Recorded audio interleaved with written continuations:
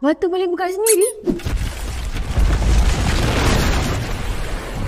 Korang pernah dengar tak pasal batu yang boleh buka sendiri? Dekat Amerika sana, ada kawasan yang dinama sebagai Death Valley.